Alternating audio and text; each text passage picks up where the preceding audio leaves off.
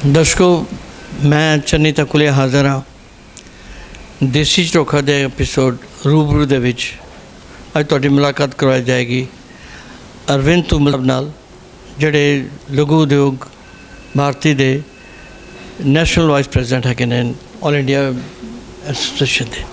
तो वो किदा उहदी कार्यकारी वो की मूवमेंट्स है ने की पॉइंट्स है ने किहड़े वो इंडस्ट्रीज़ बारे की सोचा गया की पॉलिसीज़ बनिया ने इस बारे तुहानूं दसणगे।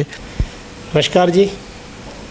लघु उद्योग भारती विश्व का सब तो बड़ा तो देश का एकमात्र अखिल भारतीय राष्ट्रवादी औद्योगिक संगठन है।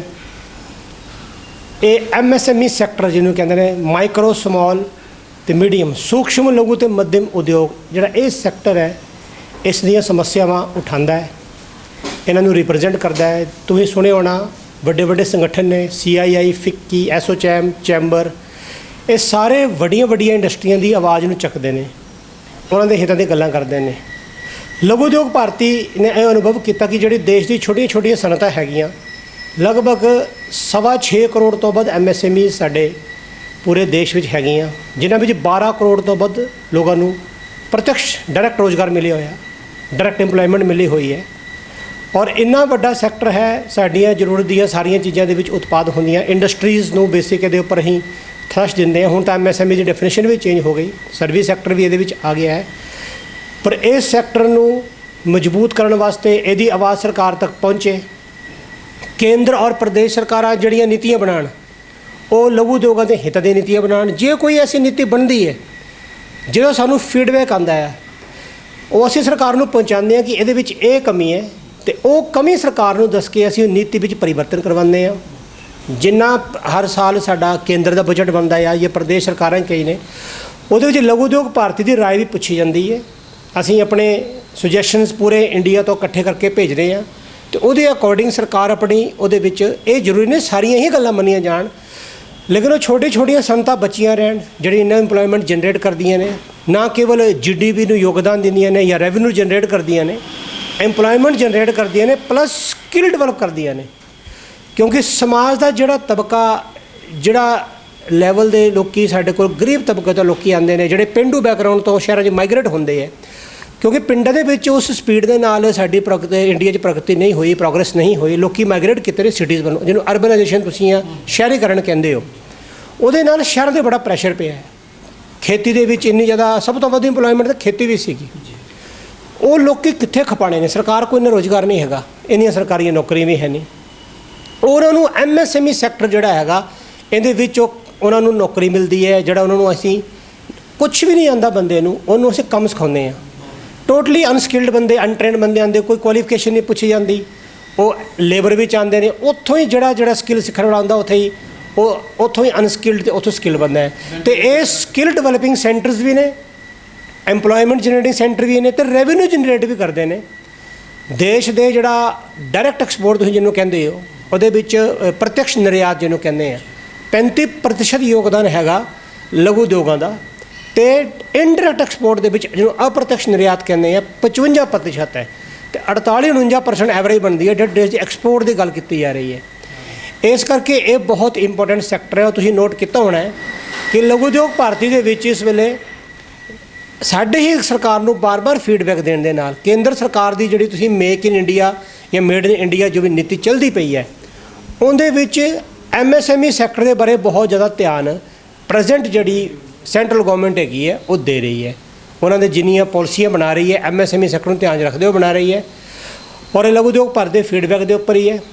क्योंकि लघु उद्योग भारती की स्थापना भी इसे पर्पज वास्ते हुई सी 25 अप्रैल 1994 के विच, जिस वक्त GATT agreement world trade organisation के अंडर जिहड़ा GATT समझौते साइन किए गए सी जिहड़े डेवलपिंग कंट्रीज़ नूं मजबूरी ना करने पे सीगे। उस वक्त देश के 1200 तो वध आइटमां रिजर्व सीगियां स्मॉल स्केल सैक्टर वास्ते, और 810 की 12 आइटमां कल्ली मैन्युफैक्चरिंग सैक्टर वास्ते रिजर्व सीगियां। MSME दे विच स्मॉल स्केल सैक्टर ही बढ़ाएगा। उन्होंने साइन करने तो बाद जो GATT एग्रीमेंट साइन किया गया है 1993 दे विच, उदों इंडिया नूं ओपन करता गया है। किसी नूं कंपीटिशन की हैबिट नहीं सी, डायरैक्टली इंटरनेशनल कंपीटिशन आ गया। चीनी माल ਦੇ ਨਾਲ ਸਾਡੇ ਬਾਜ਼ਾਰ ਭਰੇ ਗਏ। क्या खिलौने, क्या कपड़े, इलैक्ट्रिकल गुड्स। ਤੁਸੀਂ ਦੇਖਿਆ ਹਿੰਦੁਸਤਾਨ ਦੇ ਕਸਬਿਆਂ ਦੇ ਵੀ ਜਿਹੜੇ ਛੋਟੇ ਛੋਟੇ ਕੰਮ ਕਰਨ ਵਾਲੇ ਸੀ ਉਹ ਤਾਂ ਸਾਰੇ ਖਤਮ ਹੋ ਗਏ। ਉਸ ਬੇਰੁਜ਼ਗਾਰੀ ਨੂੰ ਵੀ ਐਮਐਸਐਮਈ ਸੈਕਟਰ ਸੰਭਾਲ ਰਿਹਾ ਹੈ। ਲੇਕਿਨ ਐਮਐਸਐਮਈ ਸੈਕਟਰ ਨੂੰ ਵੀ ਗਵਰਨਮੈਂਟ ਦੀ ਜਿੱਦਾਂ ਜਿਹਨੂੰ ਕਹਿੰਦੇ ਕਿ ਹੈਂਡ ਹੋਲਡਿੰਗ ਦੀ ਜ਼ਰੂਰਤ ਰਹਿੰਦੀ ਹੈ। ਸਰਕਾਰ ਤੋਂ ਹੀ ਕੰਟੀਨਿਊਸਲੀ ਫੀਡਬੈਕ ਦਿੰਦੇ ਰਹਿੰਦੇ ਆ। ਜੀਐਸਟੀ ਲਾਗੂ ਹੋਇਆ ਤਾਂ ਹੀ ਫੀਡਬੈਕ ਦਿੱਤਾ ਔਰ ਸਾਡੇ ਸੁਝਾਅ ਤੋਂ ਬਾਅਦ ਹੀ ਜਿਹੜੀ 28% ਤੱਕ ਕਈਆਂ ਦੇ ਆਈਟਮਾਂ 'ਤੇ ਸੀਗਾ ਸਰਕਾਰ ਨੇ 18 ਜਾਂ 12% ਘਟਾ ਕੇ ਕੀਤਾ ਹੈ। ਇਹ ਲਗਾਤਾਰ ਦੀ ਪ੍ਰੋਸੈਸ ਹੈ ਕਿਉਂਕਿ ਕੰਟੀਨਿਊਸ ਪ੍ਰੋਸੈਸ ਹੈਗੀ ਹੈ। ਲਗਾਤਾਰ ਨੀਤੀਆਂ ਬਣਦੀਆਂ, ਲਗਾਤਾਰ ਸਾਡਾ ਫੀਡਬੈਕ ਜਾਂਦਾ ਹੈ। ਹਾਂ, ਤੁਸੀਂ ਜ਼ਰੂਰ ਜਾਣਨਾ ਚਾਹੋਗੇ ਕਿ ਅਸੀਂ ਫੀਡਬੈਕ ਕਿੱਥੋਂ ਇਕੱਠਾ ਕਰਦੇ ਹਾਂ। ਸਾਡੇ ਇਸ ਵਕਤ ਹਿੰਦੁਸਤਾਨ ਦੇ 450 ਤੋਂ ਵੱਧ ਜ਼ਿਲ੍ਹਿਆਂ ਵਿੱਚ ਲਘੂ ਉਦਯੋਗ ਭਾਰਤੀ ਦੀ ਇਕਾਈਆਂ ਸਥਾਪਿਤ ਹੋ ਚੁੱਕੀਆਂ ਹੈ। 500 ਤੋਂ ਵੱਧ ਜਿਹੜੇ ਇੰਡਸਟਰੀਅਲ ਟਾਊਨਸ ਨੇ ਉਹਨਾਂ ਵਿੱਚ ਸਾਡੇ ਯੂਨਿਟ ਸਥਾਪਿਤ ਹੋ ਚੁੱਕੇ ਨੇ। ਜੰਮੂ ਕਸ਼ਮੀਰ, ਲਦਾਖ, ਲੇਹ ਤੋਂ ਲੈ ਕੇ ਆਣਗੇ ਕੰਨਿਆ ਕੁਮਾਰੀ ਤੱਕ ਅਤੇ ਪੂਰਵੋਤਰ ਵਿੱਚ ਅਸਾਮ ਹੋਇਆ, ਦਕਸ਼ਣ ਪੂਰਬ ਵਿੱਚ ਅੰਡਮਾਨ ਨਿਕੋਬਾਰ ਹੋਇਆ ਅਤੇ ਪੱਛਮ ਵਿੱਚ ਰਾਜਸਥਾਨ ਹੋਇਆ, ਗੁਜਰਾਤ ਹੋਇਆ ਜਾਂ ਮਹਾਰਾਸ਼ਟਰ ਹੋਇਆ। ਇਹਨਾਂ ਵਿੱਚ ਹਿੰਦੁਸਤਾਨ ਦੇ ਹਰ ਜਗ੍ਹਾ ਲਘੂ ਉਦਯੋਗ ਭਾਰਤੀ ਦੀਆਂ ਇਕਾਈਆਂ ਸਥਾਪਿਤ ਹੋ ਚੁੱਕੀਆਂ ਹੈ। ਸਾਡੀ ਹਰ ਇਕਾਈ ਮੰਥਲੀ ਮੀਟਿੰਗ ਕਰਦੀ ਹੈ ਔਰ ਆਪਣਾ ਜਿਹੜਾ ਟੀਚਰ ਰੱਖਿਆ ਲਘੂ ਉਦਯੋਗ ਭਾਰਤੀ ਨੇ ਕਿ ਆਪਣੀ ਮੈਕਸਿਮਮ ਪਹੁੰਚ ਹੋ ਜਾਵੇ, ਵੱਧ ਤੋਂ ਵੱਧ ਅਸੀਂ ਛੋਟੀਆਂ ਸਨਅਤਾਂ ਤੱਕ ਪਹੁੰਚੀਏ। ਉਹ ਅਸੀਂ 2 ਸਾਲਾਂ ਦੇ ਵਿੱਚ ਅਸੀਂ 1 ਲੱਖ ਤੱਕ ਬੜੀ ਮੈਂਬਰਸ਼ਿਪ ਕਰਨ ਦੀ ਸੋਚੀ ਹੈ। ਸਾਡੇ ਲਗਭਗ 50,000 ਮੈਂਬਰ ਹੋਣ ਵਾਲੇ ਨੇ ਔਰ ਇਸੇ ਕਰਕੇ ਮੈਂ ਤੁਹਾਨੂੰ ਦੱਸਿਆ ਜਿਵੇਂ ਦੁਨੀਆ ਦਾ ਸਭ ਤੋਂ ਵੱਡਾ ਉਦਯੋਗਿਕ ਸੰਗਠਨ ਹੈ, ਇੰਨਾ ਵੱਡਾ ਕੋਈ ਸੰਗਠਨ ਨਹੀਂ ਹੈ। ਔਰ ਸਾਡੇ ਇਹਨਾਂ ਕੰਮਾਂ ਦੇ ਉੱਤੇ ਇਹਨਾਂ ਇਕਾਈਆਂ ਦੀ ਮੀਟਿੰਗ ਹੁੰਦੀ ਹੈ। ਉਹਨਾਂ ਇਕਾਈਆਂ ਤੋਂ ਸਾਰਾ ਡਾਟਾ ਇਕੱਠਾ ਕਰ ਦਿੰਦੇ ਆ। ਲੋਕ ਆਪਣੀ ਪ੍ਰੋਬਲਮ ਦੱਸਦੇ ਨੇ। ਕੁਝ ਜਨਰਲ ਹੁੰਦੀਆਂ ਨੇ ਇੰਡਸਟਰੀ ਦੀਆਂ, ਕੁਝ ਸਪੈਸੀਫਿਕ ਹੁੰਦੀਆਂ ਨੇ, ਕਿਸੇ ਆਈਟਮ ਵਿੱਚ ਆ ਗਈ, ਕਿਸੇ ਰੀਜਨ ਵਿੱਚ ਆ ਗਈ, ਖੇਤਰ ਵਿੱਚ ਆ ਗਈ, ਸਪੈਸੀਫਿਕ ਪ੍ਰੋਬਲਮ ਆ ਗਈ। ਅਸੀਂ ਉਹ ਸੁਝਾਅ ਇਕਾਈ ਸਤਰ ਤੋਂ ਇਕੱਠਾ ਕਰਕੇ ਪ੍ਰਦੇਸ਼ ਸਤਰ 'ਤੇ ਭੇਜਦੇ ਹਾਂ। ਉੱਥੋਂ ਪ੍ਰਦੇਸ਼ ਤੋਂ ਰਾਸ਼ਟਰੀ ਸਤਰ 'ਤੇ ਜਿਹੜੀ ਲੋਕਲ ਪ੍ਰਸ਼ਾਸਨ ਦੇ ਲੈਵਲ 'ਤੇ ਹੱਲ ਕਰਨ ਵਾਲੀ ਗੱਲ ਹੁੰਦੀ ਹੈ ਉਹ ਲੋਕਲ ਇਕਾਈ ਉੱਥੇ ਜਾਂਦੀ ਹੈ, ਇਕੱਠੇ ਹੋ ਕੇ ਜਾਂਦੇ ਹੈ, ਆਪਣਾ ਸੁਝਾਅ ਨਾਲ ਲੈ ਕੇ ਜਾਂਦੇ ਆ, ਇਕੱਲੀ ਸਮੱਸਿਆ ਲੈ ਕੇ ਨਹੀਂ ਜਾਂਦੇ। ਪ੍ਰਦੇਸ਼ਿਕ ਸਤਰ 'ਤੇ ਸਾਡੇ ਸਟੇਟਾਂ ਵਿੱਚ ਸੰਭਾਗ ਬਣੇ ਹੋਏ ਨੇ ਜਾਂ ਪੂਰੇ ਪ੍ਰਾਂਤ ਨੇ, ਉਹਨਾਂ ਦੇ ਯੂਨਿਟ ਦੇ ਪ੍ਰੈਜ਼ੀਡੈਂਟ ਜਿਹੜੇ ਨੇ ਉਹ ਜਾਂਦੇ ਨੇ ਉੱਥੇ, ਜਨਰਲ ਸੈਕਟਰੀ ਅਤੇ ਵਾਈਸ ਪ੍ਰੈਜ਼ੀਡੈਂਟ। ਅਸੀਂ ਉਹਦਾ ਪੂਰੇ ਗਠਨ ਕੀਤਾ ਹੋਇਆ ਵਿਧੀ ਵਦੇ ਦਾ।